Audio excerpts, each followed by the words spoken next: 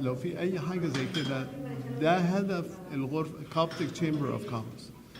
الفكره جت الحقيقه والدي ربنا يناح نفسه كان هو في حد ذاته تشامبر اوف كوميرس، يعني هو كان الناس تجيله مساعدة، إرشاد، عاوزين بيزنس، عاوزين شريك، عاوزين ترشد بإيه أستاذ فؤاد، يعني كان هو the chamber of commerce قبل ما قبل ما تعمل chamber of commerce. فأنا قلت يعني الحقيقة أنت تربيت بقى في الجو ده.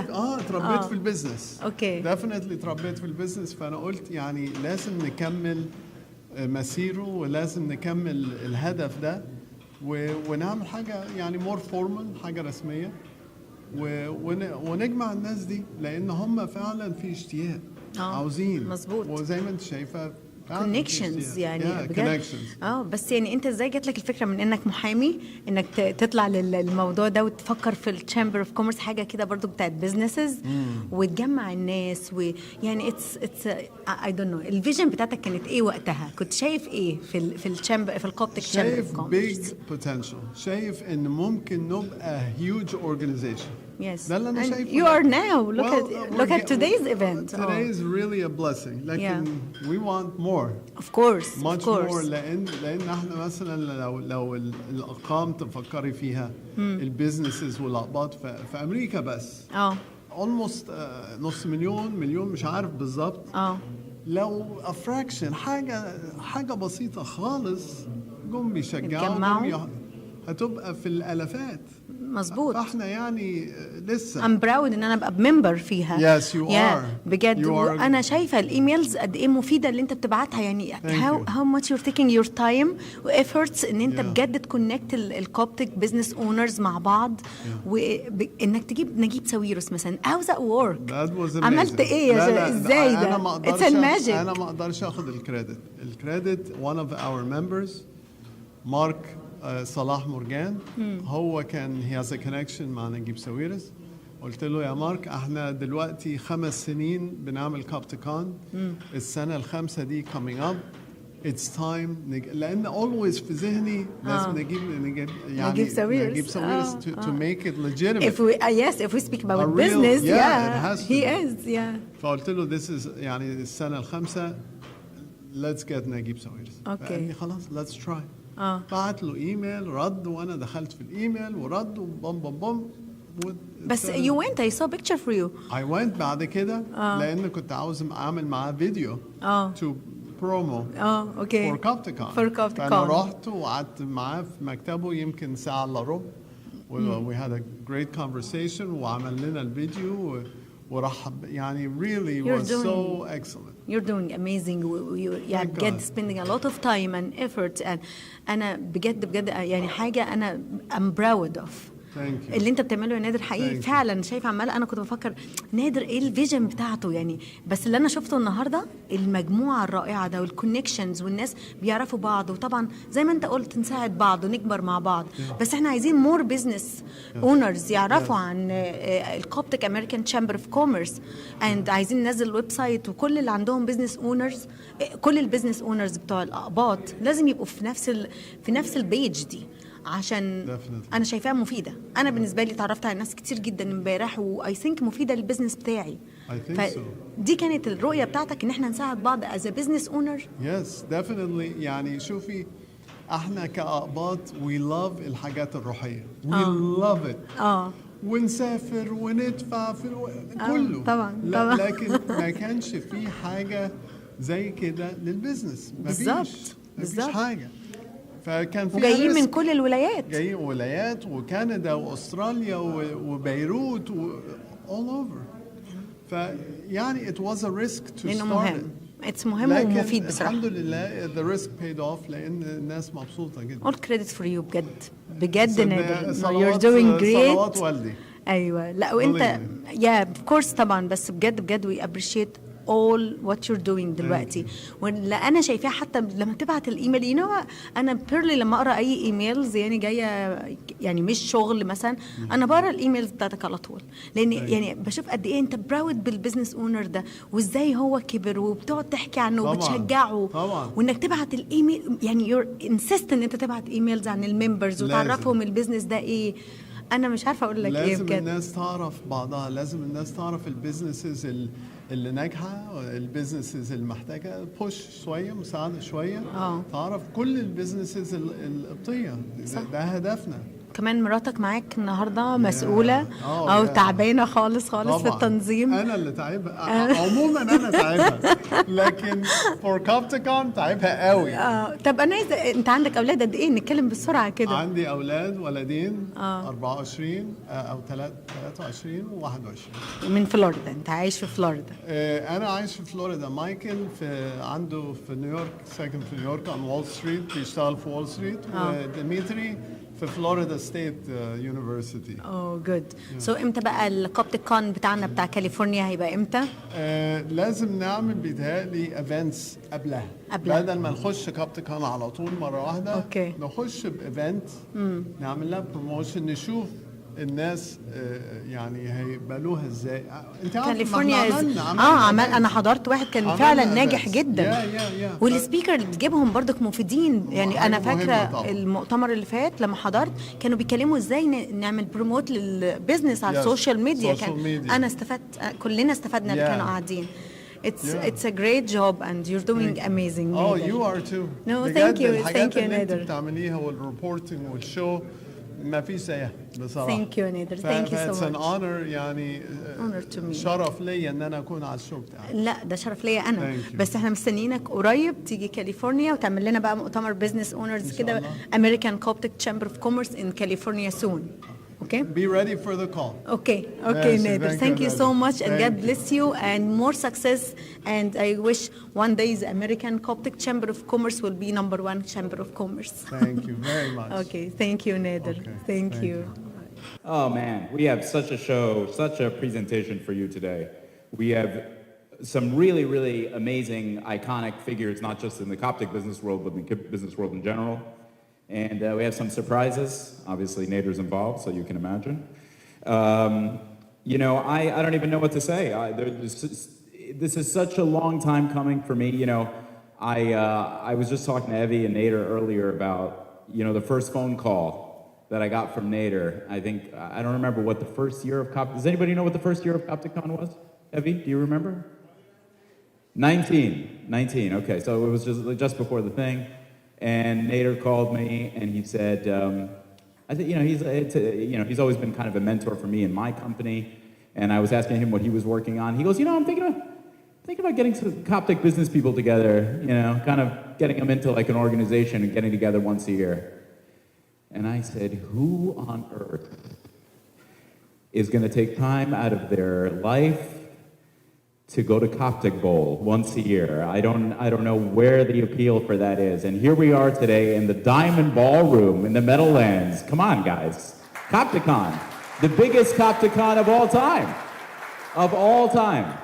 Congratulations to Nader for that, I always ask myself, honestly, if you're a business person and you're not Coptic, are you even really a business person? These are the things I think about. Okay, anyway. We're a little bit behind, but I'd like to get things rolling. If you guys are ready to hear a little bit from the man of the hour, it is my privilege and honor to introduce somebody who has inspired me. Like I said, one of my mentors, definitely a leader in the Coptic business world, the founder, the CEO, and Mr. Coptic himself. Please give a very, very warm welcome to Nader Anis. Coptic-Con 2024 is officially open. So those who are here in 2019, which we have some, they're hiding because they're so embarrassed. They actually came to an event with 18 paid registrants. Had I not kind of slipped them a 50 here and 100 here. And 5 years fast forward, we are at almost 270. Yeah, give yourselves a hand. Really, give yourselves a hand. This is all due to you. I have been bribed more than you know in the last week with people trying to get in. I know we have some people maybe waiting a little bit to attend, but we are sold out multiple times. We sold out 200, we sold out 240, then I'm begging, the chef and the manager, okay, please, just 20 more, 50. No, I mean, come on, this is incredible. You always keep changing it, we have to plan, what's wrong? I'm like, you don't understand. He said to me, Malish. And frankly, how, as an Egyptian, do I resist that? So for all of you who ever want to get to my heartstrings, you know what to say. Malish. And I'll do my best. So they squeezed in like 2 or 3 more. Finally, we're at 267. And it's really incredible. It's a testament to what's needed in our community. We have the most incredible group of professionals, business owners in the Coptic community, geniuses, brain power in this room, can light. We don't even need the lights, frankly. We have brilliant people in here. And so, by God's grace, I formed the Coptic American Chamber of Commerce, which, if you were at the meet and greet last night, which blew us away, we didn't expect 120, 150 people. We're getting offers. Let's do something in Egypt. Let's do something in Michigan, Canada, right? Who else? I mean, really, one after the other, huh? California. And this is how it grows. I just want to emphasize. Let me make a little confession. The genesis of the Coptic Chamber was so that I can create something to honor my father's legacy. That was really what I thought. And I thought it'd be fun to bring people together and have events. The truth that found me is that this took on a life of its own, completely. And I'm out of the picture. This is all members, inviting members, telling them to come to Coptic-Con, telling them to join. And now it has become something that I'm realizing it's not about me. And of course, my father is very important, and I'll talk to you about him later. But it's really about what we can do for you. And it was almost one of those aha moments. And so as soon as I realized that, I thought, this is what the Coptic Chamber is. And you have now taken it to new levels.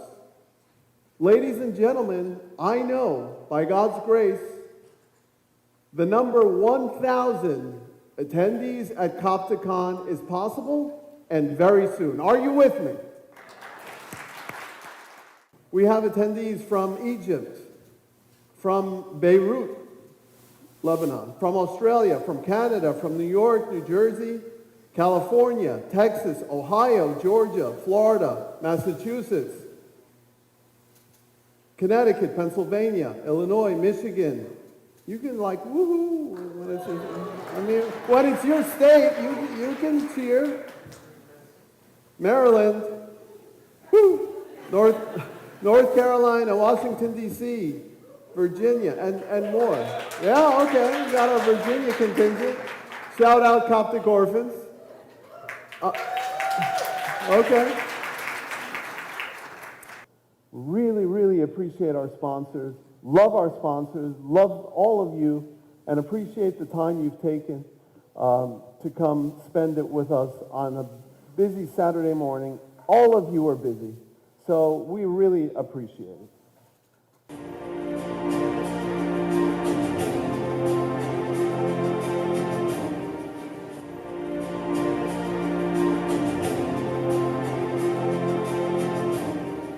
The incomparable Mr. Naguib Sawiris remains a driving force in global business, a visionary leader shaping Egypt's future, and a true champion of progress on the world stage.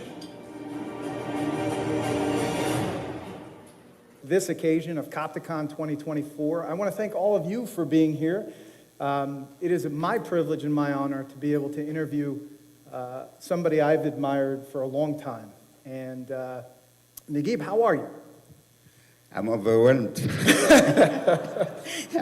I didn't think they would see so many, you know, I mean, I look here and think there's nobody left in Egypt. Well, just so you know, here we are. We're in the Grand Ballroom. This event sold out twice, right? Twice. Standing room only right now, and all because everybody wanted to come hear you. Thank you. And we're ever grateful for that. I want to thank Nader Anis and Evie Anis in particular for everything that they've done. Please.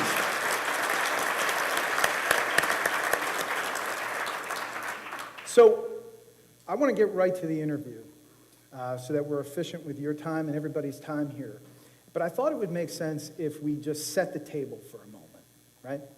And one of the things that I think would be instructive, we had this beautiful montage of video of a bio of you, but I think it would be helpful if we kind of set the table and talk a little bit about your past.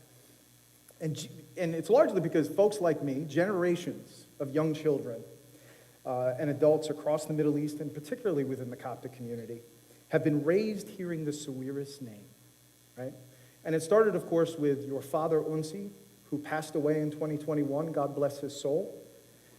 He was a luminary in business. But you chose to chart your own path, and a path different from your father and different from your brothers. And just so everybody has equal footing on this, you have a bachelor's degree in mechanical engineering, a master's degree in technical administration from the Europe's MIT, which is the Swiss Polytechnic, Federal Polytechnic Institute.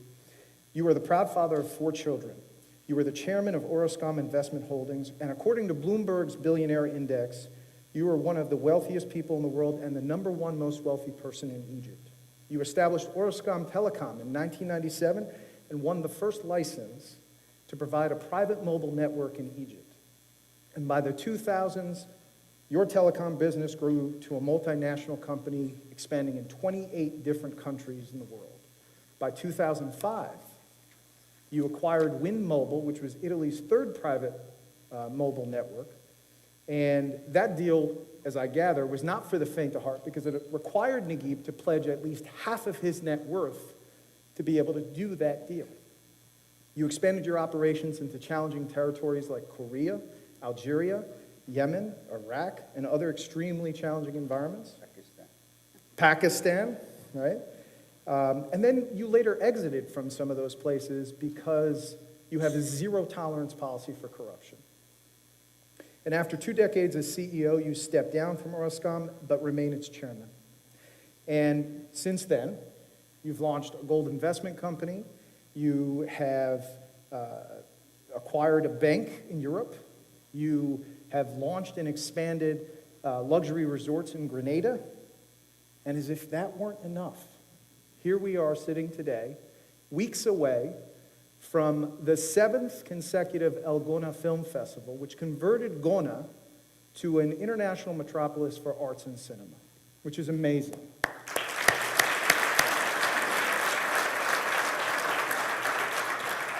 And as we came in here today, there were a number of students from Agora who are here. And today you're also the chairman of Agora University, where the business school bears your name, right, in partnership with you. So here's the question. Because you've all been waiting for the question. Of all the things that I just listed, and I'm sure there's much more I could list. It's only half. It's half. I was trying. I really was. No, you did a good research, but you missed a few things. That's okay. I'm sure I missed a few things.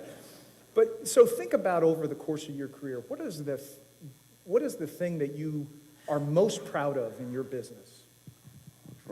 I think it's Orascom Telecom, because, you know, most of the telecom operators at the time when I started were either governments like France Telecom, Deutsche Telekom, British Telecom. They were not private, mostly they're big giants, you know. So to be able to start a company in Egypt and then move around Africa and go to Europe and to challenge these big guys.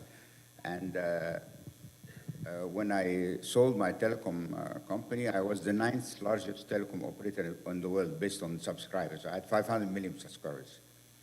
So that's the one achievement that because it was very hard because I didn't get any help from our government in Egypt, of course, طبعا يعني. And I didn't get help from anybody except God, alhamdulillah, so I didn't need anyone, you know. That's beautiful. What do you consider to be your greatest achievement in business? In business? Yeah. Well, again, it's the Orascom Telecom. I'll tell you, I started from scratch. So I had to accumulate the initial capital, which was $60 million, which I didn't have when I took the license. So when I took that, I had only 30. So I had to work very hard to get the other 30 in order to complete the deal of Mobinil. And from Mobinil, 9 years later, Orascom Telecom was worth $19 billion. 9 years, and from scratch, no government behind me, nobody helping me. I had a lot of wars and difficulties building that. So that's my first achievement. After the telecom, when I sold my telecom, I had another achievement, and I hate to speak about myself, you know, because it's... But this event is about no, but, so it's okay. Okay, I decided to go into gold. So I said, okay, you're not like these old grandmas that put their money in gold and have earrings, and you have to do something which is business related. So I thought of, instead of just buying gold, so I bought a mining company with some small management team, so I could start not from scratch like the telecom, like I have, because I was not a geologist and I was just a businessman. So I bought this small company in mining, and within, again, I think it was in 2012, again, within 8-9 years, today I'm one of the 4 largest investors in gold mines in the world. Yes. As an individual. The funds like BlackRock or Van der Eyck or all these people, they are also one of the bigger ones. But as an individual, I'm one of 4, you know. Okay. I think 2 Russians and 1 South African. Yeah. So these are the 2 main. Those are the 2 things. Yeah. And actually the third one is the Aura development. So I went into when I sold my telecom, I had to do something in Egypt. So I decided to go into development, construction, and real estate development. Mm-hmm. And there was a small problem that we had a family agreement that nobody goes into the business of the other brother, because my father was very wise during his life, and he divided our activities on each son individually, because we were very different in character, and we were not getting along, we were having fights all the time. So my father said, no, while I'm here, you divide. We divided everything on 4, and each son took the business he was managing. So I ended up with the telecom business and so on. So when I sold the telecom business, I decided to go in development, but my middle brother was mainly also in development, El Guna. I'm sure everybody knows here El Guna. And so I said, okay, I'm starting in Cairo. It's not in Cairo, but it didn't work well. I mean, in the beginning, I had to work on my relation with him to tell him, I told him I'm out of a job. I can't sit home and do nothing and like that. So now he's okay with it, you know, because he is also retired and gave the business to his son.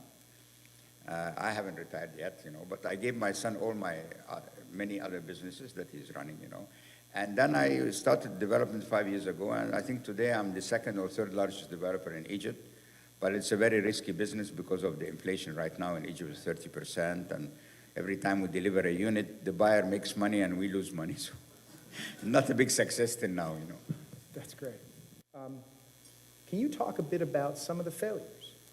Some things that you perhaps stand out in your career that you felt like you failed in? And how did you address it?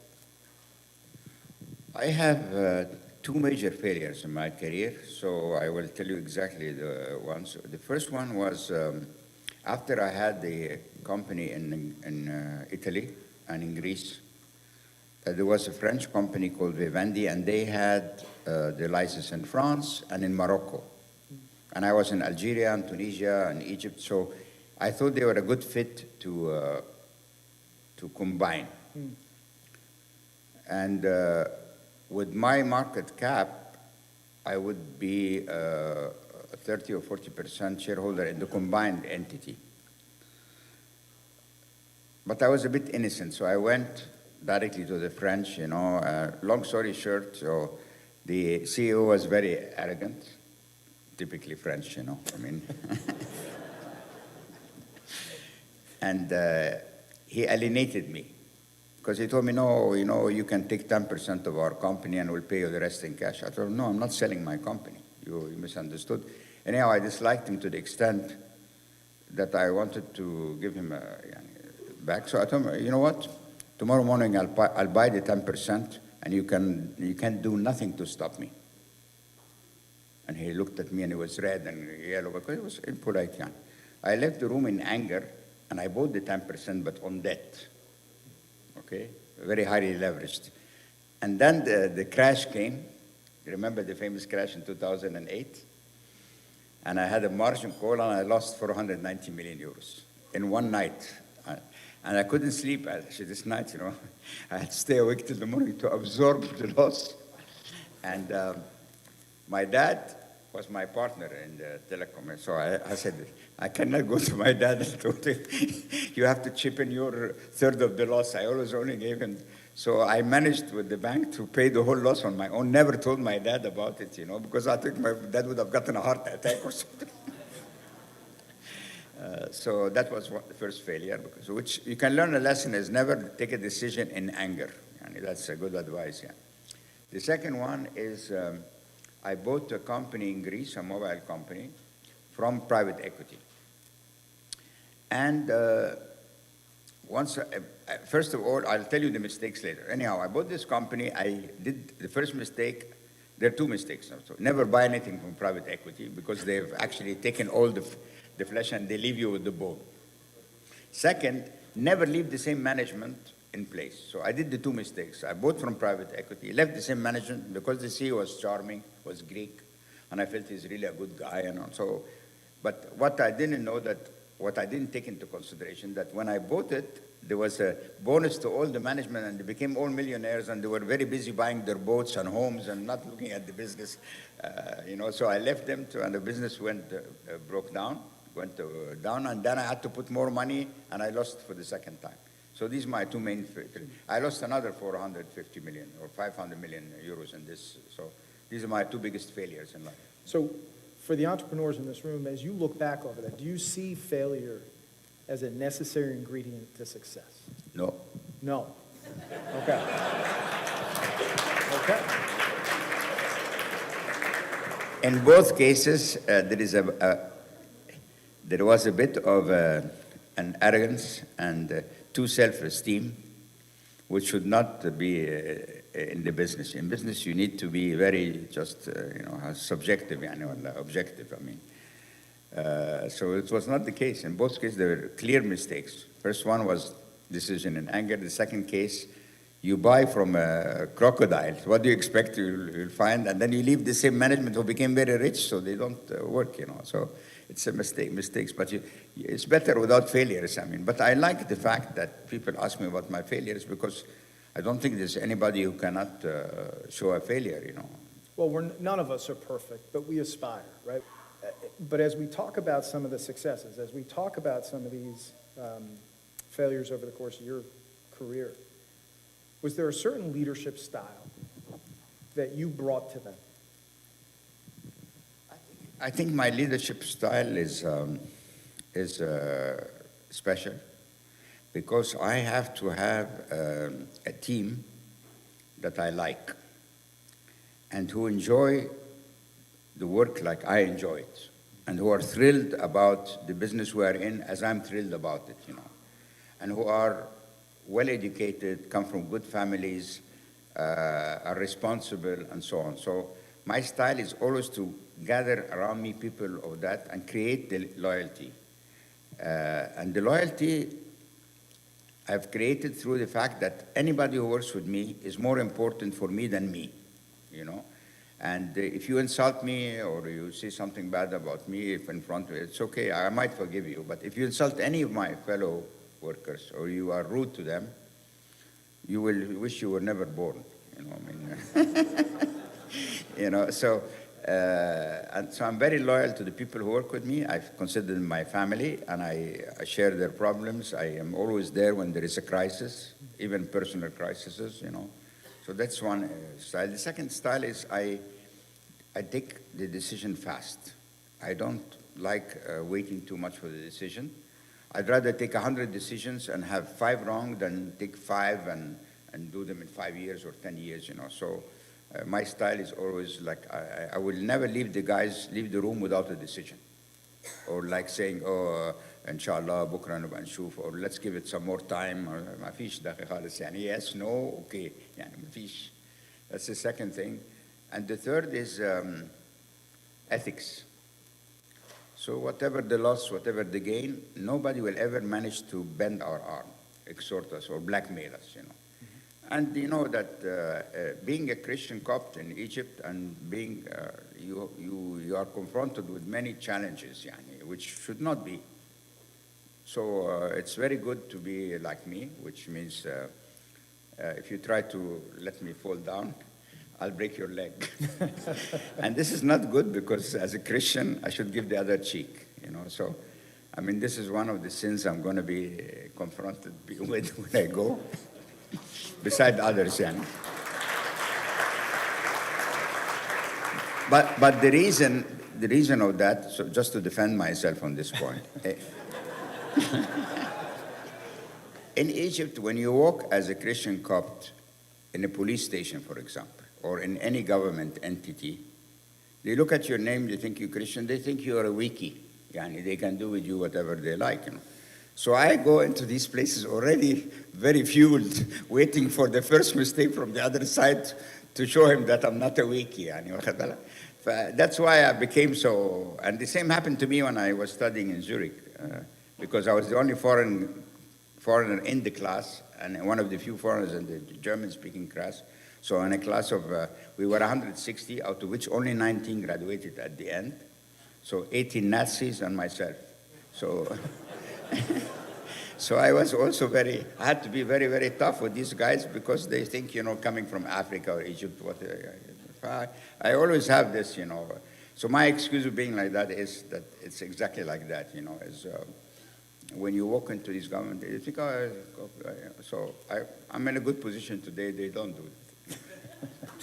Let's go back to something you mentioned a bit ago as you were talking about how you and your brothers have separated the business, and it goes back to your father, and kind of my father would agree with you. He split my brother and I up as well in terms of our businesses as well. My brother's a lawyer, but he does business law, and I'm a litigator. So very different worlds. I'm sure he's doing better than you. He's doing better than me. He is. Truth be told, he's been doing better than me for a long time. But as you think about what your brothers are doing and what you're doing, is there a diversification strategy? Is that the Sawiris diversification strategy? No, it was historical, you know. I mean, my youngest brother studied in Chicago University, so came with an American mind. I had started the construction business after my dad. My dad started it, and I took it over for a short period. And then my youngest brother came and said, I like that business, you know. I told him, fine, you do that. I moved to IT, and I built the railways business. We built a lot of the railways in Egypt. And Samih, my middle brother, he was always more of a visionary and more relaxed. His theme in life is not about work and money and that. I should enjoy the life. So he was the least working person in the family, and he admits it, you know, in a way. And he started to go on boats and do marine sales. And then he liked the fishing, and he went to Guna, Darda, and started El Guna, which is really where we feel living in Egypt, Guna is a blessing. Because we can go every weekend there in the winter. We can all the Christmas, Easter, we spend the vacations there. And you don't feel you're in Egypt. You are in a very, like a paradise. Everything is clean, everything works, you know, people all are happy, security, everything. And my dad used to say, because me and my youngest brother, we always were teasing the middle brother because he wasn't producing as much, you know. So my dad used to say, if Samih, your brother, didn't do anything in his life except Guna, that's enough. So, but the diversity was not intentional. It came by virtue of each one's choice of business, yeah. Thinking a bit about the businesses that you have held, right? Over the course of your career, you and the family, including your brothers, have developed a very strong reputation for being trustworthy. And as you think about that, what strikes me is, how does somebody earn Naguib Sawiris' trust? Trust. How do they earn your trust? How do people earn your trust? Look, it might be, first, my character is like that. I trust people until proven otherwise. I don't like starting by mistrusting. My wife was the opposite. She mistrusts first, trusts later, and she was right. I mean, she's right sometimes, you know, with her judgment of people. But me, I don't want to waste time mistrusting people. So I say, okay, if he loses my confidence or my trust, he's the loser, not me. I can substitute anyone anytime, but he won't find someone like me. So that's the way I go about it, you know. But you can do it either way, but I prefer my way. Now, so many people, and I've been witness to this on occasion, want your investment advice. They want your investment dollars, right? We've talked a bit about this. And people are constantly pitching you for new business ideas. So here's my question about this, and I think this is a question that somebody asked me to ask you, right? And I see this happen with a lot of my clients. How do you deal with the constant environment of people soliciting you for investments around the world? How do you deal with that? No, you see, I'm in a good position now because I'm really not interested to invest in anything new. I'm 70 years old now, starting to feel tired. And whether I like it or not, my body, tired, my body will force me to slow down the pace. And if I told you in my last 72 hours here, you will really thank me more for coming. So I was in New York. I flew to Brazil for 1 day, no nights, overnight. Worked the whole day, flew overnight to Grenada in the Caribbean, and came here this morning from Grenada. So all the 72 hours. I think I've been in 72 hours. I've been at least 15 hours on the plane in these 72 hours. So I start to feel like, no, enough is enough. And it's good to think like that. And that's why I'm not interested in any more new investments or anything. I don't have the energy anymore. And I'm in a good position because I have 2 big investments in real estate and gold mining. And so I'm really, I need to, because it's not good to work all your life and then find out you haven't enjoyed your life as much. I've enjoyed my life, you know, but I prefer now to relax, to go more for vacations, and work less, you know. And I've managed now to reduce my working hours from the old 16 hours to 8, and now I'm trying to be down to 5, 6 a day, so it's okay. We have time for 3 more questions. Dr. Joseph Ibrahim. Okay, I don't have to walk. Mr. Sawiris, how you able to run all your projects and businesses all over the world, and how you choose your team, even though you go to Pakistan, Afghanistan, and you know no one in these countries? First, I have had always a lifetime assistant, and she's the head of my HR, and she's a veiled Muslim woman, so it's a proof of my tolerance, yani. And she did a master's in HR, and she's been very valuable to me in her choice of people. So when I go to Afghanistan or Pakistan, I go with my Egyptian team. And I always put the first line of management, they have to be my Egyptian team, so I know that they will do a good job. And then they train the local teams, and then they can move, we move the local teams up, and my team can then go and find the next country, you know. So it's like a repetitive mode of like a team that moves to one country to the other. And I've been very lucky with my choice of people. And I think also people, actually nobody ever that worked with me decided to leave me. And I haven't fired anybody in my life except if he stole money, you know, I mean, like if he stole. So that is very helpful. That's how we do it, yeah.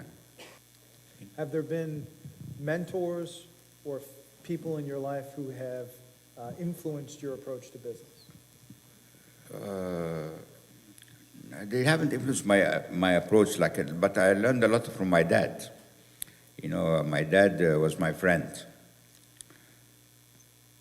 So when your dad is your friend, you kind of have a different relation. So you can always ask and discuss and quarrel about your opinion. So my biggest mentor was my dad, to be honest. You know, so not many other people that I met have influenced me as my dad. You know. And all the responsibilities, all the demands on your time, all the requests, the endless, please give me this, please give me that, it's never ending. Have you ever wished that you weren't as wealthy as you are, that you weren't a billionaire, that you were just a normal guy, pretty successful, but no one really knew about you? No. Never. I'm very happy where I am, but I have to explain something to you. I always think God was very generous with me, was very gracious with me. So when I give back to people, I'm actually giving him back because he has been so gracious to me. You know, so. Well, I was going to ask one last question to close us out for today, and it really comes down to this. What is the next thing you want to conquer? What is the next challenge you want to embrace? I haven't done that yet. It's a dream of mine, is to do something for humanity that gets remembered for centuries. So I haven't come up with the idea what is that, you know. So people come with me, oh, we have a hospital maybe, or we have a university. I've been doing that already. But I want to come up with something. It's egocentric, again. It's not just because I want to do something good, but I just want to be remembered by having done something huge for humanity, you know. But I haven't found what that is yet. But if you aggregate all the people that you've helped over the course of your life, don't you think that already exists? Yeah, but that's expected from me, you know. But I want to do the unexpected. All right. مساء الخير، ومعايا كمان المحامي مارك مورجان. مارك النهارده كان يعني حاجه مهمه جدا في كوبتك كون 2024 لان هو اللي عمل انترفيو مع نجيب ساويرس وكان رائع في الانترفيو، بس ده مش هينسينا ان هو محامي كوربريت لو. اهلا بيك يا مارك. اهلا بيك. It's good to be here. Thank you. Thank you. Narda, you did a great job when you were like the host. Yeah, I was jealous. Yeah. It was fun. And Naguib, of course, made it a very fun conversation. He touched upon many different topics, from his business holdings to his ambitions, his successes, his failures. Talked a lot about, you know, what was left for him to do. Yeah. You know, and it was an exciting day. And I think, as Neder Anis and Evie Anis said today, this was a sold-out crowd in the grand ballroom. Yes. So it was really special. It was a good day. You know what? When I saw you like during the interview, I got the idea. You know what? When you are a specialist or professional, it's great to be a host. You know, it's I was watching you. I said, oh, wow, yeah, he's a lawyer. So he knows what he want to say, what he want to deliver to the audience. So that's why I was learning from you. You're kind. I bet I can learn a lot from you, too. Thank you. You know, in many ways, you know, it was kind of like every time a lawyer steps into a courtroom like I do, or in a deposition. Yes. The objective is to ask a series of questions. But Naguib made it easy because you studied a lot of the research that exists out there about him. Yeah. And there was things that I wanted to get out from him. And you did. That he doesn't talk about, right? And he made it fun. It was a great conversation. Because he had a great host. That's right. Thank you. Okay, let's forget about the host now. Okay. Now we're talking to Mark as a lawyer. Yeah. So what's your specialty in law? So I grew up as a trial lawyer. And what that means is I go to court representing companies against other companies. My practice is in New Jersey and New York and in Washington, D.C. And the companies that I represent are from small, closely held companies to large, publicly traded companies here in the United States. And the work that I do for them in court is generally cases that involve real estate, restrictive covenants like non-competes or non-solicit provisions, to sometimes handling trademark infringement litigation, to breaches of contract cases that end up going into court. Yeah. Over the years, my clients have asked me to do other things, and more than just being in court. So they rely on me as a general advisor to them, or to connect them to other people who have specialties within my firm at Day Pitney, who could handle mergers and transactions, mergers and acquisitions, or who can handle tax work, estate planning, all of that stuff. Okay. I work with a really good team, and that team can do almost anything for just about anybody, which is great. Okay, but you have your own firm, right? So the firm I work with is actually 300 lawyers. I serve on the management committee of the firm as a member of the executive board, and I serve as the vice chair of the litigation team. The litigation team is about 100 lawyers. The firm as a whole is about 300 lawyers, running from Providence, Rhode Island, all the way down to Miami. So we're in 6 different states and 13 different offices. So it's a larger firm, but a good firm. It still has a small feel to it. Okay, so I'm so proud of you too, of course. But I forgot to ask you. Let us know a little bit background. أنت بقى مصري تتكلم عربي مكسر I know بس يعني we would love to hear your Arabic. Yeah, well, مصري طبعا. مولود هنا.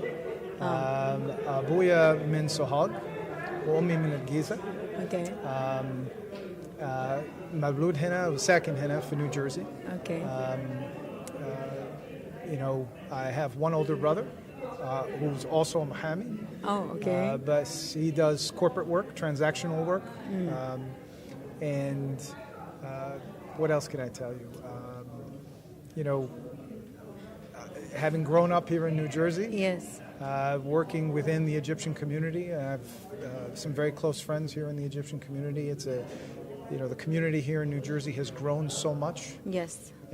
Over the years, we started as one community. Now, Naharda in New Jersey is 27, maybe 28 communities in New Jersey, which is huge. 28 churches. Oh, wow. So it's a great thing, and it continues to grow. Which is great. I can tell from the conference today. It was amazing. Okay, so Mark, أنا معلش هرجع تاني أنا يعني عشان أفهم أنت بالضبط الشغل بتاع أنا نحاول نتكلم عربي شوية صغيرين. أيوه أنا عايزة أفهم يعني أنت دلوقتي لو أنا شركة مش individual مش شخص يعني مش مثلا عندي مشكلة مع شركة فأجي لك أنت تروح معايا الكورت لا هي لازم شركة ضد شركة. صح. فلو في شركة رفع قضية على شركة تانية أنت في الحالة دي بتبقى المحامي المتخصص. أي kind of قضية يعني أي نوع قضية بتترفع على شركات أنت المحامي المتخصص في المجال ده. That's right. Okay. ده صح. So يعني anything that happens between companies in court. ادينا example كده مارك. So one company has decided أنا هشتري supply of قولها بالإنجليزي حرام. So one company decides to buy microchips from another company. Okay. And the supply of microchips has ended. They won't give them the microchips even though they've paid for it. And there's a contract that supports the sale of those microchips. And there's no delivery of it. The company that needs those microchips depends on it to be able to produce its products. So they will hire me to go into court and to pursue a court action against the company that has failed to deliver the product to them pursuant to a contract. Okay. So that's one example. Another example is real estate contracts. Okay. One company decides to buy a large commercial piece of property. They want to build a big manufacturing facility there. The buyer decides not to sell, or there could be an issue with the town or the government in the area. They will hire me to address those issues with the government or with the buyer or the seller for that matter. Okay. But by you saying a company, لو أنا قلت إن أنا كداليا I have an S corp. Okay. دي كده consider as a company you can يعني لو حد بقى يعني بعد الشر يعني لو حد رفع قضية مش على داليا على الاس كوربوريشن كده انا اروح لمارك واساله وهو لو في قضيه انت بتروح معاه. That's right. So whether it's an S corp or a limited liability company or a limited liability partnership, or even a publicly traded company, a C corp. Okay. I represent all of those types of companies. Okay. There are also family offices, high net worth clients, or ultra high net worth clients, or the clients that I generally represent, and they will have family offices where they decide to invest their money in different places. Yes. And I will oftentimes help those family offices and those clients with, helping to get the due diligence done or ultimately getting the transaction done. It's amazing. God It's been bless a lot of you. fun. Thank Yeah. How many years you're doing this now? You So look I'm young. going 22 years as a lawyer. 22 years. 22 years as a lawyer. I started practicing law in 2002. Wow. I had a lot of hair then. 22 years later, 3 daughters later, I did better than I deserve, to be honest with you. It's amazing. With my wife and my 3 kids who've been incredibly supportive. They are the center of my gravity, as I say. But 22 years. And I honestly, it's flown by so quickly. Oh yeah. God bless you. So my other question now, like, what's your advice for the young people here, like المصريين الولاد اللي لسه جايين؟ في ناس مش هقول القدام شويه، في دلوقتي احنا كل سنه بنزيد، كل سنه بيجوا ناس ويمكن انتوا كمان في نيوجيرسي حاسين بنفس المشكله، كل سنه بيجي ناس جديده. الناس الجديده دي اللي جايه ومعاهم اولاد، تنصح الولاد دول بايه؟ انا عارفه ان انت مولود هنا، بس عندك يعني احنا كلنا عندنا التقاليد المصريه والعادات، بس دلوقتي الوضع مختلف خالص. في تشالنجز كتيرة قوي على الولاد دي وعلى العائلات كمان. بس أنا عايزة نصيحة منك يا مارك للولاد اللي هم دلوقتي يعني بيدرسوا وعايزين يحطوا يعني خطط وأهداف. إيه نصيحتك ليهم؟ So when I was growing up here in New Jersey, it was school Monday through Friday. And by Friday, Saturday and Sunday, احنا كان في الكنيسة. All right? And the church was a very big part of our social life. But it was school and church. Yes. I will admit I wasn't the best student. Okay. I learned through my mistakes. I learned through a lot of different things over the course of my life where I made a lot of mistakes. But we all do. The lesson, it's part of life, yes. right? I mean, this is how you find your way in the world, right? So, correct. The lesson I learned and the lesson that I would impart to others is, look, we're not perfect. Whether you've immigrated here last week or 40 years ago or 50 years ago like my own father. Yes. I think that the objective should be the same. When you come to America, there's a strong rule of law. And if you cut the corners of trying to meet the law, then at the end of the day, it's going to catch up to you. Yes. And as a lawyer, I could say that having represented a number of different Egyptian clients who have either been on the receiving end of somebody cutting the corners and not following the law, and now they're dealing with the problems of that. Yeah. احنا مصريين فهلويين خالص. Right? So, أكيد أنت شفت كده في الكيسز اللي بتشوفها. And so we have to establish ourselves as being people who end up, work hard, study, learn, don't cut corners. And I think over time, sure, that might be a little harder, but it's a lot more rewarding at the end of the day. Some of the kids that, I hate to call them kids, I still feel like a kid sometimes, but some of the younger folks that come to me and ask me, questions, hey, how'd you do this, how'd you do that? Yes. Some of it is trial and error. And so you have to be ready to fail. And I asked Naguib this question today. I said, do you think failure is a key ingredient to success? His answer was no. But you can't be afraid to fail. So many Egyptian families that have immigrated here over the years and today, one of the most beautiful things about the Egyptian people is, and Naguib is very much this way, it's called grit. Yeah. You could be the smartest person, you could be the strongest person, but if you don't have grit to be able to push through the challenges, to push through the tough things, you're not likely to get as far as you'd like. So, you know, the Egyptian people are gritty people. We're tough, we're strong. And if you can combine that with hard work, then I think at the end of the day, you will enjoy a beautiful life here in New Jersey and perhaps in the country throughout. Yes, that's true. هو ده اللي احنا محتاجين فعلا نزرعه في الولاد الجداد، ان هم فعلا يفايت هارد ان هم ينجحوا. عشان هنا امريكا برضو most of the stuff هنا كله حاجه يعني easy و available. فزي ما انت قلت احنا لو رجعنا لاصلنا المصري اللي هو بيحارب ومصمم انه ينجح هينجح. وعندنا امثله زيك كده مارك بجد يعني we're so proud of you بجد. Everybody watches Logos TV. Everybody enjoys watching you and the team here. And we appreciate you being here today and appreciate the interview. I appreciate the opportunity here بجد. أنا نفسي تعلمت كتير منك النهارده، من نجيب، من كل الضيوف، ومن طبعا كل الشكر لنادر. نادر عامل يعني مجهود جبار حقيقي، وأنا بشكرك ومبسوطة جدا جدا ان انا عرفت نعمل اللقاء النهاردة. كان صعب شوية الوقت بس مبسوطة ان اخيرا عرفنا نتكلم ونوري كمان المشاهدين لوجوس قد ايه عندنا نماذج ناجحة مصرية.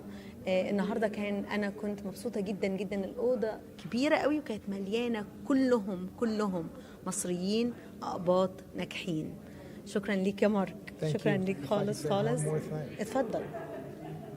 One of the questions I asked Naguib today is a question that I think your viewers should focus in on. The formation of Coptic businesses. We're in a time right now where there are more Coptic businesses than there ever has been. Right? And it's a great thing to see. Yes, thank God. And I think we should celebrate that. I think it's, you know, if we can continue to see more businesses growing, organizations like the Coptic Chamber, and all the companies that are seen here today will continue to succeed. And when they succeed, the whole community will succeed. And I think that's the thing we should be focusing in on. So you and your team here is bringing to people at home all the great work that all of these companies have done and all the great things that Nader and Coptic-Con are about. And it's a really exciting time in the Coptic community. Yes, and actually today يعني I wish I have time ان انا I interview every single business owner قاعد، لان انا شايفه قصص نجاح، وقصه النجاح ما بتبقاش مش بس السكسس مره واحده. اكيد في كفاح، في تعب، في مجهود حصل عشان يوصل للبوينت دي. كان نفسي طبعا اعمل لقاء معاهم كلهم بس الوقت مش مقضي بس حقيقي يعني انت فعلا كلامك مهم. احنا دلوقتي انا بطلب فعلا كل البيزنس اونر حاجه زي الكوبتك تشامبر اوف كوميرس.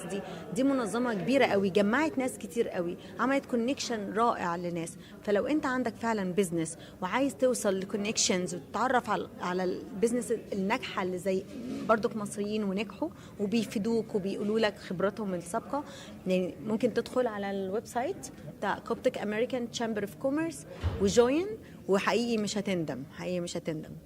Thank you, Mark, again. Thank you for your time. It was a pleasure to see you today. Pleasure. Okay. Thank you, Mark. This is an opportunity for all of you to collaborate, share ideas. I encourage you to take advantage of this chamber because you will see that it is a platform for really exchanging ideas and could be a breakthrough in your career. So please make sure that you're asking questions and you're introducing yourselves to each other. If you are from the New York area, please come up to me, introduce yourself. We are trying to get the New York and New Jersey people together so we can have smaller networking groups throughout the year and also have opportunities to have events. So please introduce yourself if I do not know you already. You're going to have a wonderful time today. You're going to make friends that you never thought possible. You're going to have business relationships that are really going to help you move forward in your careers. So have a wonderful time. We do want to thank the organizers of the event. They have worked tirelessly to get this event planned. So a big round of applause to Evie and to Nader for organizing this. ما كانش ينفع امشي من نيوجيرسي غير لما اقابل محامية الهجرة المشهورة آن صدقي. هاي ان. اهلا وسهلا بيكي. اهلا بيكي، مبسوطه خالص ان انا شفتك النهارده، اتعرفت عليكي. كمان اتاخرت عليكي شويه. معلش انا يعني على ما لقينا وقت. انا عارفه انت كنتي مشغوله لان انت برضو كنتي يعني النهارده عملتي مجهود رائع في الكونفرنس بجد. وكان هو بصراحه كوبتك-كون النهارده كان ناجح بكل المقاييس، ونادر ان يستهاب خالص فعلا. صح. طيب انا مش هنتكلم، انا مش يعني انا طبعا عارفه قد ايه الكوبتك تشامبر اوف كوميرس مهمه قوي. عايزه اسالك انت شايفه فعلا رايحه لفين التشامبر امريكا الكوبتك تشامبر اوف كوميرس؟ بصي انا بقالي 4 سنين دلوقتي بعمل لهم سبورت. انا لما قابلت مع نادر كان من 4 سنين، وطبعا كلمني على الفكره عن الكوبتك تشامبر، وكان اول مره اسمع ان في واحد قبطي فكر في الايديا ان هو يعمل اورجانيزيشن ويشجع كل البروفيشنالز اللي احنا في الكوميونتي بتاعتنا، الناس اللي هم ناجحين في الفيلدز بتاعتهم، ان هم يجمعوا ويبتدوا بقى ان هم يشير الكاريرز بتاعتهم الاكسبيرينس ويحاولوا ان هم يساعدوا بعض. فهو لما جالي وقال لي على الموضوع ده انا فعلا انبسطت جدا، وقلت له يو هاف ماي سبورت. انا كبزنس اونر وبحب طبعا الجاليه المصريه وخصوصا الاقباط والكنايس. شغلك كله بقى معظم الشغل فعلا يعني احنا يعني انا مكتبي بيتساعد كل الناس اللي هم النهارده بيقولوا انسد اللي جايباكم كلكم هنا. طبعا يعني هم بيتكلموا زياده بس طبعا انا I'm already طبعا بشتغل في يعني مع كل الناس. فهو لما قال لي الكلام ده قلت يعني فعلا great idea ان احنا نشجع بعض ونشتغل مع بعض. فانا بقالي 4 سنين دلوقتي، كل سنه الحمد لله يعني باجي كوبتك جامرو بتكبر كل سنه اكبر من التاني، وهو يعني فاجئنا بالسبيكرز اللي بيجوا الحقيقه يعني هم مجهود جبار. وطبعا الاستاذ نجيب ساويرس لما جه فعلا كان it was a wonderful day، اضافه رائعه طبعا وانبسطنا قوي نسمع منه يعني. صح. طيب احنا بقى ايه عايزين نتكلم دلوقتي؟ مش معقول هكون هنا مع ان صدقي ومش هتكلم عن الهجره. اوكي. اول حاجه عايزه اسالها لك ان احنا بنسمع كتير ان مثلا في ولايات بتبقى سهله فيها تقديم اللجوء وولايات صعبه، لا روح هنا عشان تقدم اللجوء فيها بتخلص بسرعه. ايه رايك في الكلام اللي بيتقال ده؟ بصي هو الكلام اللي انت بتقوليه كلام كانت اتقالت يعني ممكن نقول قبل كوفيد. اوكي، في حاجات كتيره اتغيرت بعد الكوفيد. اولا المكاتب، هو في مكاتب معينه كلها هم تقريبا يبقى 9 أو 10 مكاتب في يونايتد ستيتس كلها اللي هي بتمسك القضيات اللجوء. ففعلا قبل الكوفيد كنا ممكن نقول مثلا يعني نيوجيرسي اسهل من نيويورك، او روحوا فلوريدا ما تروحوش مثلا تكساس. بس حاليا الوضع اللي احنا فيه دلوقتي من كتر الكيسز اللي جت من بره، خصوصا طبعا لما هم فتحوا البوردر، كل الناس دول اللي هم يدخلوا بالمليون يعني او اكتر يعني كل الناس دول حاطين ضغط رهيب على السيستم اللجوء. فاحنا شفنا كمحاميين يعني ان المكاتب اوكي، خصوصا انا بشغلها موستلي يعني في نيويورك ونيوجيرسي، بس طبعا عندي كلاينتس في كاليفورنيا وتكساس وفلوريدا. يعني انتوا براكتس في كل الولايات. اي ريبريزنت طبعا ناس من كل ال 50 ستيتس يعني. احنا اللايسنس بتاعنا بتسمح لنا ان احنا ريبريزنت. فانا بشوف الترندز حتى في كليفلاند اوهايو وشيكاغو والاماكن دي، بشوف الترندز ولقينا ان لا كل التأخيرات يعني تقريبا زي بعض. كل المكاتب دلوقتي زي بعض. معظم الناس دلوقتي مستنيين على الأقل 5 6 7 سنين على بال ما هم يوصلوا للمقابلة. فدلوقتي حتى لما الناس بيجوا لي ويسألوني أروح أي مكتب، طب انا سمعت المكتب مثلا بتاع نيوجيرسي احسن من نيويورك، بكل صراحه بقول لهم ان دلوقتي ما بتفرقش كتير خلاص. يعني قدم كيس مظبوط، كيس كويس، وقدم على التسريح العمل والسوشيال سيكيورتي وكده، بس لازم تستنى كده هتستنى. طب يستنى قد ايه الوقت اللي اقول فيه لا انا اتاخرت قوي وابتدي افكر ارفع قضيه على الحكومه؟ كام سنه يعني؟ دي بصي دي برضو حاجه، يعني احنا دلوقتي بنشجع الناس اللي هم بقالهم على الاقل 5 سنين الكيسز بتاعتهم مستنيين المقابله. لو انت مستني 5 سنين لا، اتصل بالمكتب عندنا واحنا هنرفع قضيه ضد الحكومه وضد USCIS، ونقول لهم ان انتوا اخرتوا زياده واحنا عايزين الكيس بتاعتنا يتحط عليها المقابله، يسرعوا. فعلا بيحصل كده؟ بيحصل. انا عملت كذا كيسز دلوقتي، وفعلا يعني تقريبا بعد شهر او 45 يوم بنلاقي فعلا اللي هم بيردوا عليها. مش عايزين طبعا ان هم يتعاملوا بقضيه بقى وكده، فبيحطوا الانترفيو. وعايز اقول لكل الناس كمان ان هم بيبقوا خايفين ان هم يرفعوا قضيه ضد الحكومه. يقول لك طب انا لو رفعت قضيه ممكن هم يستقصدوني وما يدونيش الورق ويرفضوني، او مش عايزين يدوني الموافقه وكده، والكلام ده مش مظبوط. يعني ما فيش حاجه تضرهم لو رفعوا القضيه ضد الحكومه؟ لا خالص. ودي انا شفتها يعني ماي سيلف، يعني ان هم يعني فعلا رفعتي قضيه قبل كده ضد الحكومه وتوافق وخدوا الابروف؟ أيوة كل طبعًا حاجه اكيد طبعا، عشان انت بتتكلمي على الحكومه اللي هي Department of Homeland Security، بس المكاتب الصغيره دي هم عندهم مسؤوله، يعني موظفين ولازم هم يسمعوا الكيس اللجوء. هم يعني عارفين ان في تاخيرات، يعني ما يخافوش، يعني الناس كتير بتخاف ترفع القضيه على الحكومه. لا خالص، يكلموني وهشرح لهم بالظبط ايه اللي هيحصل وكده، وهنساعدهم. فيري جود. كمان انا طبعا متابعه ليكي على السوشيال ميديا وبتنزلي حاجات واخبار مهمه جدا، فانا اتفرجت على حاجه قريب كنت بتقولي ان دلوقتي بقت حاجه جديده وانت بتقدم على السيتيزنشيب يسالوا عن الكرايم هيستوري بتاعك حتى لو من مصر. الكلام ده حقيقي؟ فعلا ده جديد؟ دي حاجه جديده. هو USCIS كل شويه هم بيغيروا الفورمز بتاع التقديم الجنسيه، يعني تغييرات صغيره. فاحنا لاحظنا ان اخر تغيير على ال N400 اللي هي بتاع السيتيزنشيب، ان هم زودوا حته بتاع الكريمنال هيستوري. دايما بيسالوا الكرايمز اللي انت عملته هنا في اخر 5 سنين. مزبوط. هو ده الوقت يعني.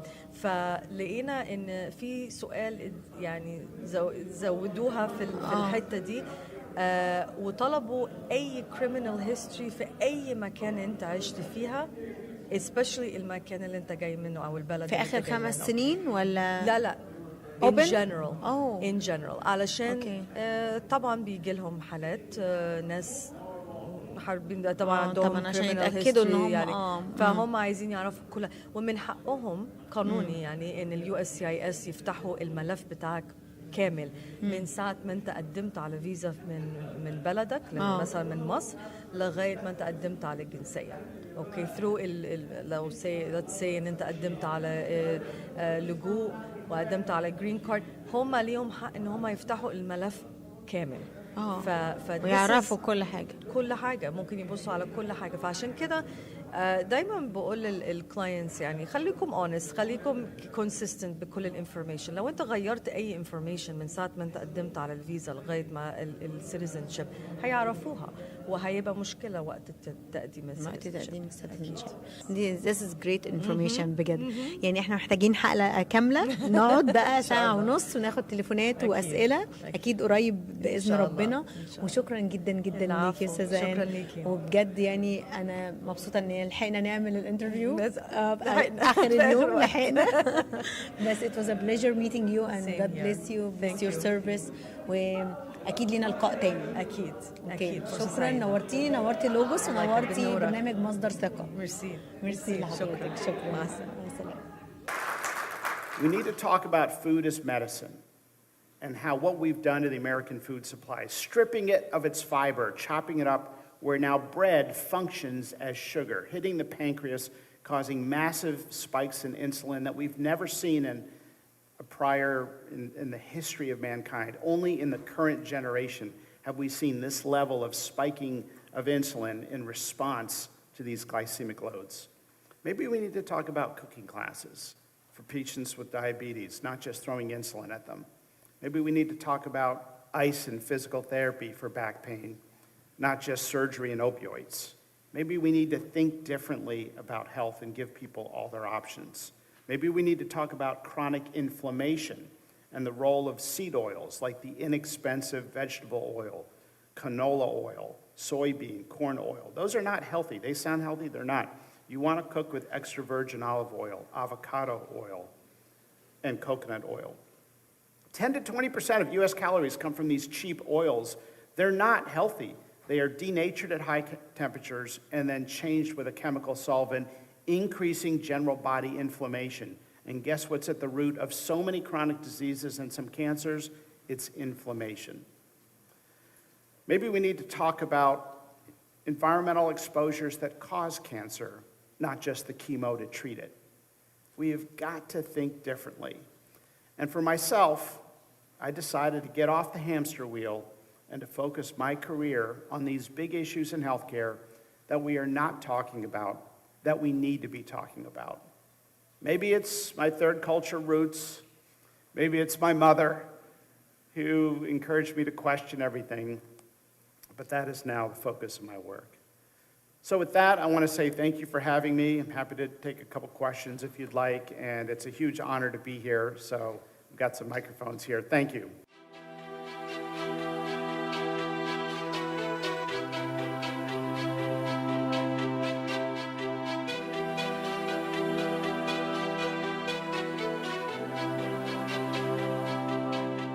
ومعايا دلوقتي شريف سمعان بزنس ترانسفورميشن تكنولوجي LLC السي اي او بتاع الاورجنايزيشن. and hi شريف. How are you? Good. أهلا بيك. أهلا بيك. So let me ask you first, introduce yourself to the audience please. Okay. And I am Sharif Samayan. I'm the CEO of the Business Transformation Technologies LLC. And I help businesses establish leadership, teams, organizational strategy. Yeah, that's great. So you help business to start. So when I think to open my own business, so I should go to you. You help me how to plan it and all of this. So like خلينا نقول بالعربي، هل انت بتساعد البيزنس اللي اوريدي موجود ولا اللي لسه بيبتدي؟ اكتر البيزنسز اللي هم اوريدي موجودين بيبقوا عايزين مثلا او ستارت اب عايزين يبنوا تيمز، عايزين يلاقوا leadership strategy for their business, communication strategies, protocol, that kind of thing. Okay. Yes. So any kind of businesses ولا انت specialist business معين؟ So most of the businesses I work with are in the information technology. Oh, okay. But I worked with other businesses in banking, finance. Oh, yes. Great. Yes. So let me ask you why you're here today. So I'm here today because this is one of the best networking events I have ever attended. I've been attending since the first conference they had in Florida.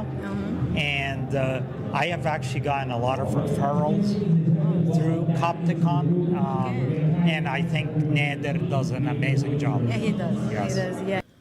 معايا ريمون صاروفيم سي اي او بيراميدز فريت سيرفيسز. سو اهلا بيك يا ريمون. اهلا وسهلا.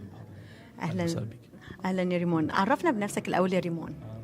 انا ريمون صاروفيم سي او بيراميدز فريت في نيويورك. في نيويورك. طب ايه البيزنس بتاع حضرتك بالظبط؟ فريت فوروردنج كومباني يعني shipping company from anywhere to any place in the world moving cargo in containers by ASC and land. Coptic Chamber of Commerce. انت شايف ان دي حاجه فعلا مهمه لينا as business owner في Coptic business owners؟ This is the first time that 270 businessmen, as Nader Anis, the CEO of the chamber, said today. I'm a member too. That's yeah. great. Yeah. No. دي حاجة يعني ما حصلتش قبل كده في الهيستوري in our Coptic history اللي في بقى 270 businessmen attending under one ceiling. طبعا يعني الليجندز اللي حاضرين على راسهم مستر نجيب ساويرس ده this is something يعني we all are honoring and we are all dreaming ان احنا يبقى لنا التواجد ده مع بعض. شكرا يا ريمون وفرصه سعيده جدا وانتظر اللقاء على لوجوس تي في. Thank you. شكرا يا ريمون. ومعايا الإعلامي الكبير رامي بطرس، الفاوندر بتاع أكسجين ميديا في كندا. أهلا بيك يا رامي. اهلا بيك وشكرا على الاستضافه على القناه الرائعه لوجوس، وهي اللي بتخدمنا كلنا. شكرا ليكي. ميرسي. شكرا ليك يا رامي. احنا اتكلمنا شويه، ورامي على فكره يعني عنده هيستوري كبير قوي ما قدرتش احفظه، فانا هسيب رامي يقول. بس قبل الحاجه يعني اللي كاتش قوي ان رامي مرتبط باسم ابو سيفين. هنعرف ليه بقى بيقولوا لك يا ابو سيفين؟ طبعا هي بركه كبيره وما استحقهاش، بس يعني خدت بركه الفيلم، والحقيقه كانت من اكبر البركات في حياتي اني خدت بطوله ابو سيفين. ولكن انا كنت في الحقيقه عايز اني بحب ان انا اشترك، لكن ما يكونش بطوله عشان بركه القديس جامد. لكن الله ينح نفسه المخرج ماجد توفيق قال لي بيني وبينك طماف قريني. وطماف قريني قالت لي انت اللي هتمثل الدور وما حدش غيرك. خدت بركه كبيره. بركه كبيره حقيقي. طب ايه بقى تاني رامي بطرس؟ انا عاشق للاعلان من وانا صغير، بس هقول باختصار أنا طبعا بقى لي أكتر من 26 سنة في الإعلام. يمكن أسست إداريا جريدة المصري اليوم في 2004، وبعد كده المصري اليوم في مصر. المصري اليوم في مصر، وبعد كده يعني مسكت كونسلتنت للمعونة الأمريكية، يعني أو كونسلتنت إعلامي. وبعد كده هاجرت كندا ورجعت مسكت قناة اون تي في يعني او تي في. يمكن لو تفتكروا الفترة بتاعت في 2010 في إبراهيم عيسى، وبعد كده حطيت فكرة البرنامج بتاعت باسم يوسف، مش أنا اللي اخترته، زميلي البير، لأن أنا رجعت تاني كندا وبقيت كونسلتنت يعني حاجات كتيرة في كندا. في اون تي في اللي هي كان عملنا ميرجنج بين اون واو، وعملناها هوا ليميتد، وكانت اون تي في هي اللي كانت يعني هي الاساس. طيب يعني اعلامي كبير. اعلامي كبير. لا ده شرف ليا ان انا اعمل انترفيو مع حضرتك النهارده. انا بتشرف ان اكون معاكي وعلى قناتك الجميله. ربنا يخليك. شكرا يا استاذ رامي. انا عايزه اتكلم عن الشو بتاعك. ايه بقى الشو؟ ايه اكسجين ميديا بتعمل ايه؟ والشو بتاعك ايه الهدف منه؟ هو في كندا. هو برنامج اسبوعي على القنوات الكنديه روجرز وبيل، كل يوم حد الساعه 1 على قناه اومني تي في 2. وده بيركز على كل بالعربي ولا بالانجلش؟ بالعربي. ده برنامج على التلفزيون الكندي ناطق بالعربيه. برافو عليك. وفي طبعا بيكون جريده يوميه ديجيتال، معايا ستاف كبير من المحررين الرائعين، والحقيقه انا ممتن ليهم جدا. بنطلع من 50 ل 70 خبر بنوعيه معينه، اللي هي بتعضد فكره الاسره والانسانيه والاخلاق. وساعات كتيره احنا بنلاقي بعض الافكار اللي بتبقى في الغرب اللي بتبقى ضد انسانيتنا وبتروج تقاليدنا يعني وعاداتنا، انسانيتنا وتقاليدنا كمصريين مثلا. كمصريين احنا بنخاطب كل المصريين في كندا، والمصريين وبالاخص المصريين. وزي ما الاكسجين بيساعد الشمعة انها تنور، الاخبار بتاعه اكسجين بتساعد الناس انها تنور عقولها. احنا بنقدم الحقيقه مش انصاف حقيقي. شكرا جدا لحضرتك استاذ رامي، وجود لك في الشو بتاعك، وانا مبسوطه جدا ان انا قابلتك النهارده. ومعايا استاذ عادل متري، امريكا's ليد جروب تسويق عقاري من نيوجيرسي.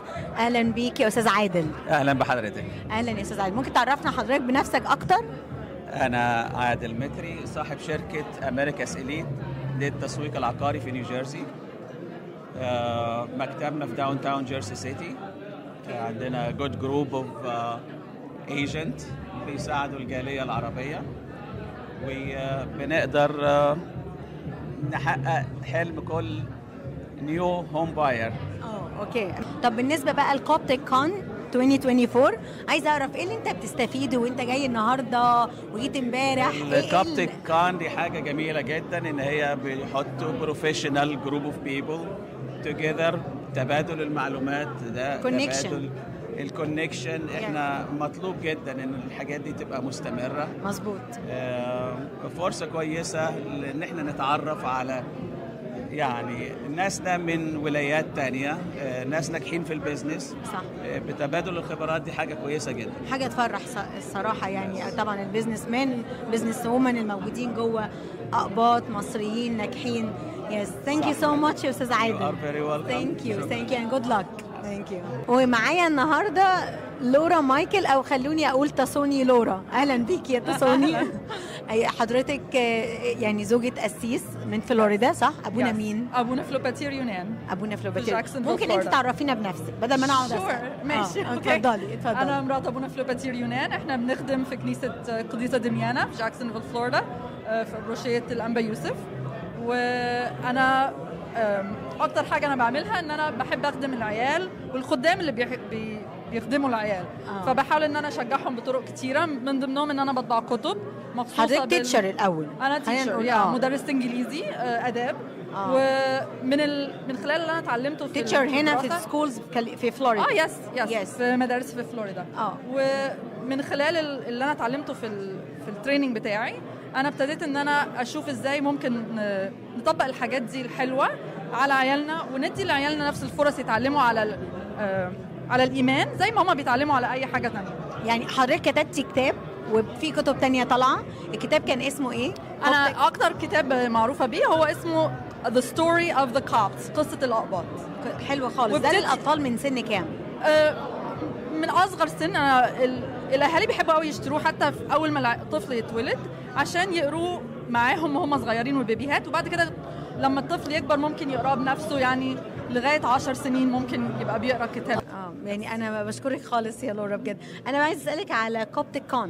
أنت النهاردة موجودة هنا، هل إيه اللي أنت شايفاه حلو النهاردة في Coptic-Con 2024 والتجمع الرائع ده والرجال الأعمال وسيدات الأعمال الأقباط؟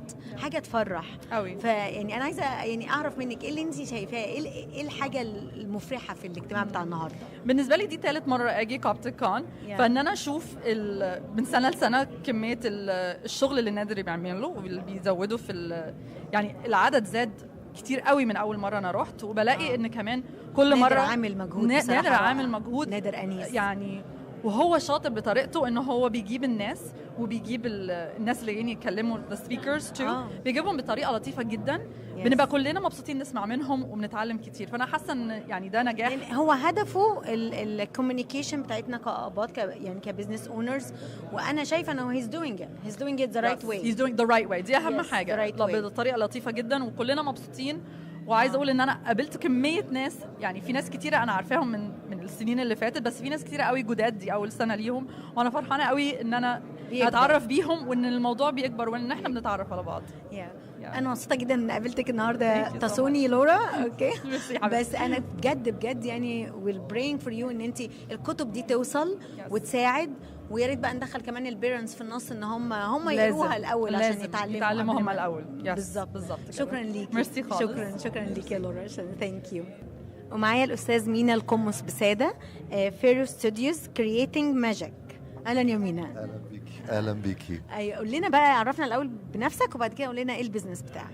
انا مينا القمص بساده، عندي شركه تصوير للويدنجز اسمها فيرو ستوديوز، وشعارنا دايما creating magic. And you are one of the sponsors for the event today. I'm one of the sponsors, وكمان we covering the event photography and videography today. Yes. Oh, very good. مينا. طب قول لي ايه الشغل بتاعك عموما، يعني ازاي فكرت ان انت تفتح الشركه دي وتكبرها، ويعني ايه الصعوبات اللي واجهتك وازاي ابتديت الشركه دي؟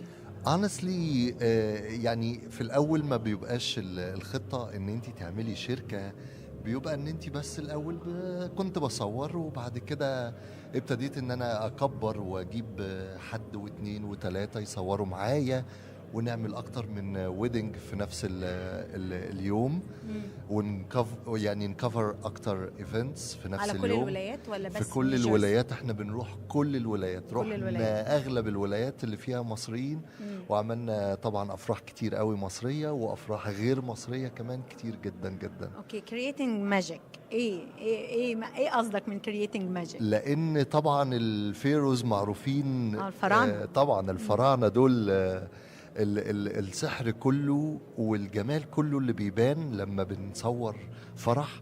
فبنحب جدا ان احنا نضيف السحر بتاع التصوير مع فهمنا للكالتشر، ان احنا نخليها تظهر باجمل شكل ممكن، لان طبعا النيو سكولز بتاع التصوير الويدنجز هي بتتطور كل يوم طبعا، لان التصوير زمان عامه غير دلوقتي. فبرضو تصوير الافراح كان زمان مختلف عن دلوقتي تماما. احنا خدنا الموضوع للنكست ليفل، وخلينا الموضوع سينماتيك اكتر في الفيديوز، والصور كمان بتبقى very elegant very classy للستايل بتاع التصوير. فده عجب كل الناس. واحنا طبعا عشان في الطابع المصري كمان. طبعا ما هي بصي داليا فهمك للكالتشر اللي انت بتصوريه بيفرق تماما لما بتبقي في كل بزنس. طبعا لو فهمت الكاستمرز نيد بتاعتك خلاص. وطبعا الخبره كل يوم عن يوم بتزيد. يعني انا بقالي 12 سنه فاتحين يعني كل الناس بتقول مين القمص مين ربنا يخليك ربنا يخليك. لا احنا طبعا بقالنا 12 سنه بادئين الشركه، وانا ابتديتها بنفسي.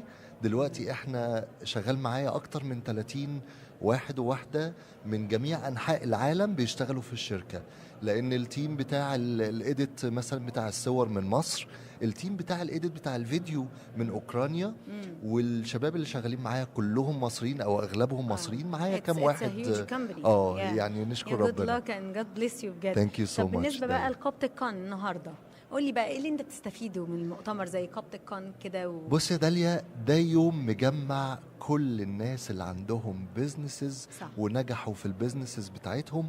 ومهم جدا جدا ان انت تتعرفي على ناس تانيين بالظبط كونكشنز لمختلف المجالات لتبادل الافكار وتبادل الخبرات. لان ما تستهونيش باي حد جوه في القاعه دي. كل واحد فيهم عنده بيزنس وكل واحد فيهم نجح، واكيد كل واحد فيهم عنده الاكسبيرينس بتاعته في مجاله. فلما احنا بنتقابل كلنا ونبتدي ان احنا نتشارك الخبرات دي، وطبعا عندنا النهارده ضيف مميز جدا جدا لمهندس نجيب ساويرس. بالظبط، الراجل ده عبقري والراجل ده عنده خبرات احنا كلنا نحب ان احنا نستفيد منها ونتعلم منها، لان اكيد هو عمل حاجات كتير قوي علشان ينجح النجاح ده.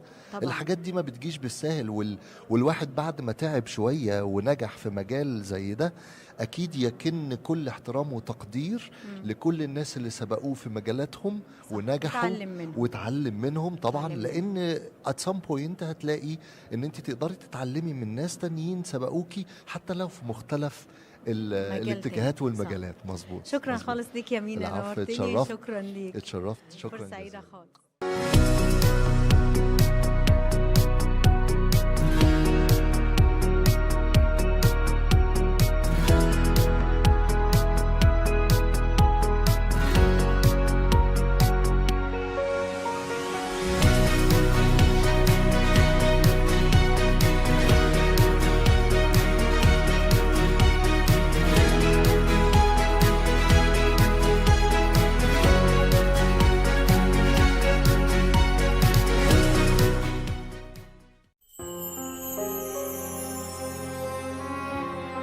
لوغوس تي في. أن نحضر كل إنسان كاملا في المسيح يسوع.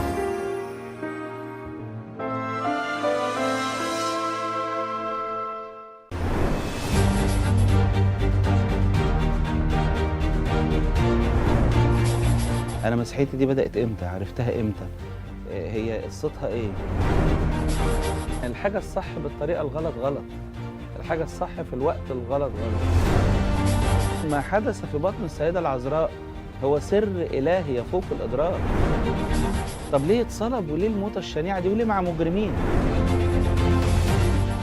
الشيطان دايما بيشن على الإنسان حرب الشك. لا نهاجم أحد. كنيستنا دايما كنيسة كانت بتدافع عن إيمانها دون أن تهين أي إنسان. في الأوقات التالية: الجمعة بتوقيت كاليفورنيا، الجمعة بتوقيت القاهرة.